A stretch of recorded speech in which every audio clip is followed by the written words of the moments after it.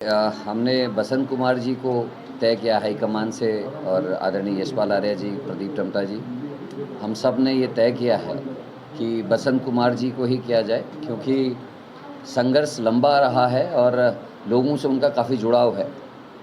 और निश्चित तौर पे कांग्रेस का जो कैडर वोट है और बसंत कुमार जी की जो अपनी मेहनत है, वो एक नया बागेश्वर का इतिहास लिखने का काम करेगी, ऐसा मेरा मानना है।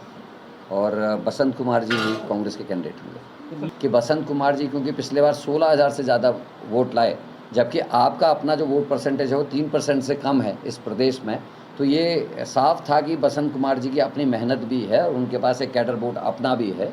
और 20,000 के आसपास कांग्रेस को मिनिमम वोट हमेशा पड़ा है, क्योंकि इतना कैडर वोट है, चाहे वो कोई लड़ा हो आज तक कांग्रेस से 20 से नीचे 19-20,000 तो वो पढ़ते ही पढ़ते हैं, जब सबसे ख़राब स्थिति है। तो हमने वो भैरवनाथ जी का जो वोट परसेंटेज है, इनका है, कांग्रेस का है, ये सब मिला के हम बड़े हैं। महंगाई की वजह से, महिलाओं के उत्पीड़न की वजह से, अंतर्राष्ट्रीय खिलाड़ियों के अपमान की वजह से, किसान आंदोलन, भर्ती घोटालों की वजह से बीजेपी का वोट परसेंटेज घटा भी है।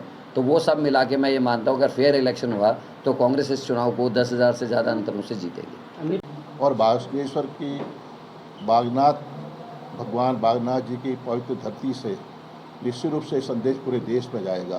जिस तरह से हालात हैं, जिस तरह से संविधान की धज्जियाँ उड़ाई जा रही हैं, लोकतंत्र को कमज़ोर किया जा रहा है, महंगाई चरम सीमा पर है, भ्रष्टाचार की सारी हदें पार कर दी हैं और कानून व्यवस्था पूरी तरह ध्वस्त हो चुकी है। नौजवानों के भविष्य के साथ खिलवाड़ हो रहा है, चाहे किसी कौम हो, चाहे दलित हों, शोषित हों, वंचित हों, डरा सहमा सा है और पूरे प्रदेश में आपदा से प्रभावित प्रदेश बन चुका है और किसी की सुनवाई नहीं हो रही है। खनन माफियाओं का यहाँ बोलबाला है, तमाम विषय हैं, तमाम बिंदु हैं, तमाम मुद्दे हैं, उसको लेकर निश्चित रूप से हम जनता के बीच में जाएंगे।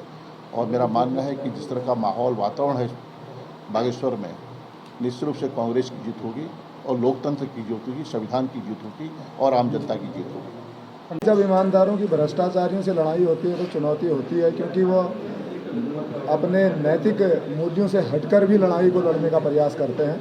हमारे साथ जो है वो नैतिकता का एक दायरा रहता है, नैतिकता की सीमा रहती है, नियम कानून भारत के संविधान को मानने वाले लोग हम हैं।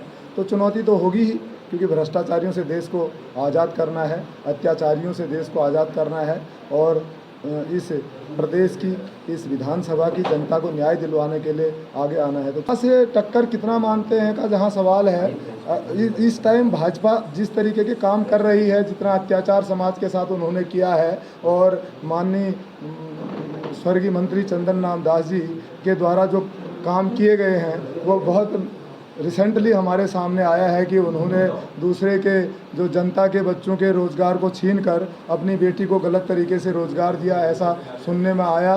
तो मैं नहीं समझता कि कोई टक्कर उनके साथ हमारी है।